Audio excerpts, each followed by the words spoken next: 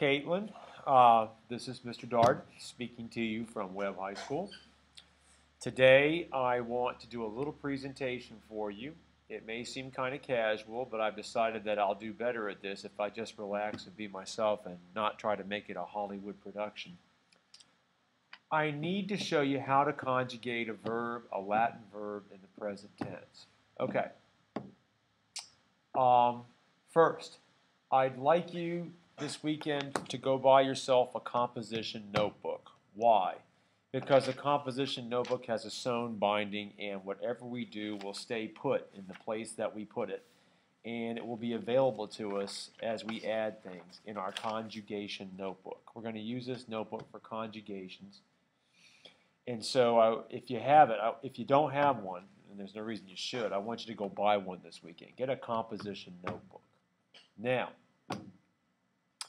I want to show you how to conjugate a verb in the present tense. So here's what I'm going to do. First, you are aware from your reading in Ecce Romani that the verbs can have endings on the back of them that signify people. For instance, we found out in story number 1 that I'm looking for a verb that's got a T on it, that in this sentence right here, Flavia, I got to move the ladybug on my screen so you can see this. So let me have a second to do that. Let's move this box over. Okay. We found out in story 2 that in a sentence such as Flavia, quae est puella strenua in agris currit, I'm fixing something on my screen. Click. There we go.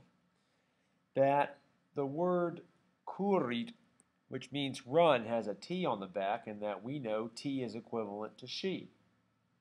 The reason we have T in this sentence is because Flavia is the subject. T means she on the back of a verb. But we know that the same verb, I'm looking to see if I can find the word run with an NT on it. I think in story 3, I've got the verb current again right here. Now the verb run's got an NT on it, and the reason you see NT is because it's referring to they. Boys, plural, who are the subject of this sentence. The boys, they are shouting and they are running in the garden. So we're used to the idea that verbs can have endings on the back of them that signify people. And we call endings like NT, which signify a group of people, such as they.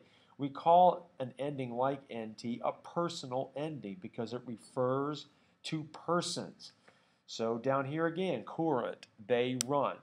The NT is referring to they, the boys, referring to persons. NT is a personal ending. Here we have currit with a T on it, so we're just talking about a boy or a man. In this case, a man. T means he. T is a personal ending on the back of the verb. So the question might arise, are there other personal endings besides T, meaning he, and NT, meaning they?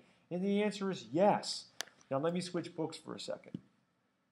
I'm going to a tried and true favorite called First Year Latin. I'll look on page 9 for a minute, and on page 9 we should find a table. See if we can do that. Page 9. I've got a table right here, and I'm going to magnify this somewhat so you can see what's going on a little bit better. So give me a moment to do that. And this table right here is a table of the personal endings that you can put on the back of a verb to signify who is doing the action of the verb. Now you know that T, you've already seen that in Ecce Romani, T can mean he. T can also mean she. You didn't know this, but T can also mean it.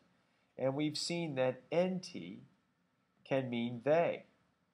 So the only 4 personal endings, the endings that tell me who the person is, personal endings, the only 4 we haven't seen are O, which means I, I'm going to ignore the M right now. I don't care about it.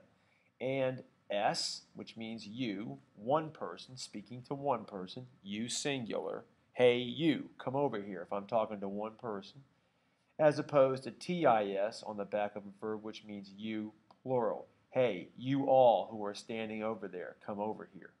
So I'm talking about more than one person in the case of this TIS, you, plural. And you have never seen MUS. MUS, when you put it on the back of a verb, means we. Let's see these endings on the back of a verb. Now, I assume you can stop this screen anytime you want to just to look at the tables. Let me click on my screen to get the ladybug icon out of the way. If I take these endings and I put them on a verb, such as voco, which means call, the basic meaning of VOC is call. You can see how that stays constant throughout these various verb forms. What's changing is I'm putting personal endings on the back. O means I, so now I is added to the basic meaning call, and you get I call. Let's do a couple you're familiar with. T means she, so of course this wocot means she calls. NT, you know, means they, so woke means call, NT means they. You put it together, they call. For the three you haven't seen now, wocamus, you put an MUS on the back.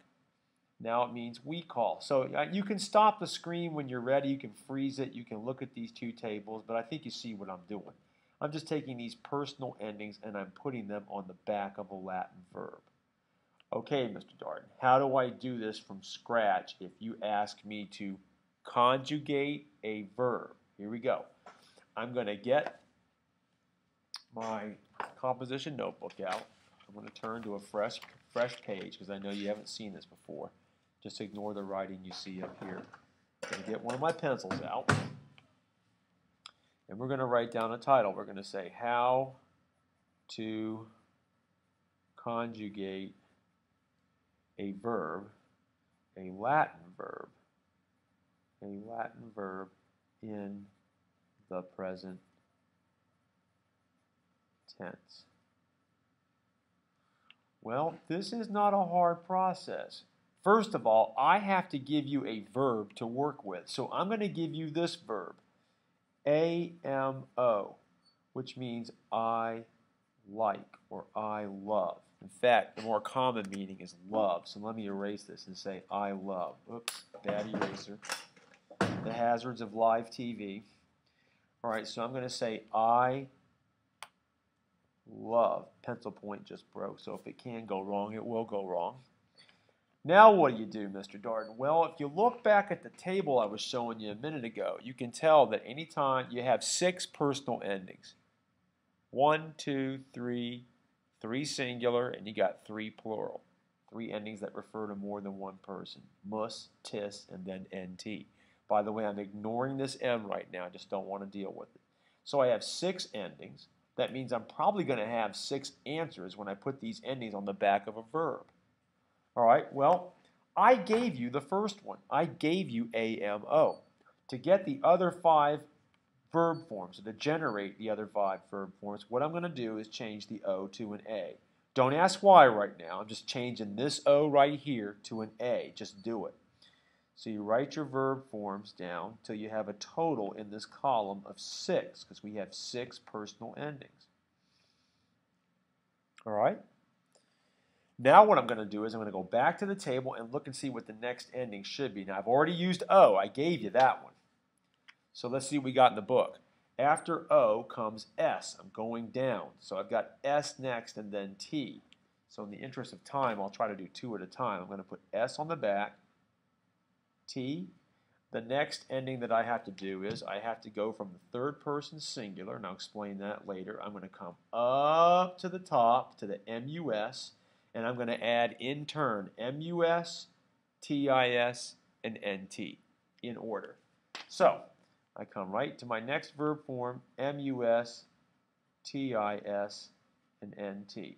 Now I've conjugated the Latin verb. I've got 6 forms.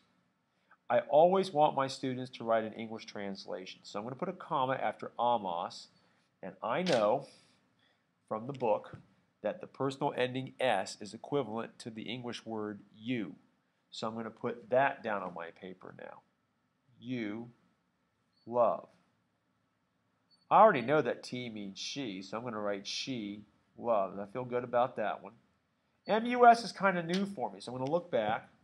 MUS means we, and TIS means you, plural. So I'm going to add those two now. MUS, we love, and TIS, you, plural, love. You don't have to write the plural. I just want you to understand TIS is talking about more than one person, whereas the S letter that means you is just talking about one person in the singular. And then finally NT, and you already know that means they love. Hey, I've conjugated a Latin verb, amo, in the present tense. You didn't know it, but this is the present tense because the action of the verb is happening right now in the present.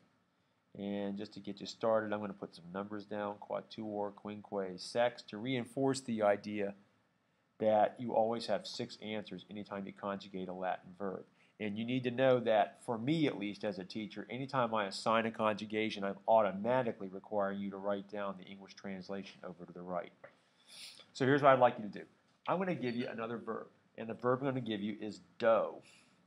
Number 1, D-O, just like this, which means I give. Okay? And I would like you to take this verb and write down the 6 forms in Latin, in English. Or my fault, I need to say that again. I want you to conjugate this verb, this Latin verb, in the 6 forms of the present tense, and then I want you to translate each form. Now, what you need to do is you need to stop the film for a second. Based on the model you have to the left over here for amo, you write an answer down for do. And then after you get an answer, turn the recording back on and see if you got it right. I'm going to do about a 15-second pause so you can turn the machine off, and then I'm going to start writing some answers so you can check your work. So I'm pausing now.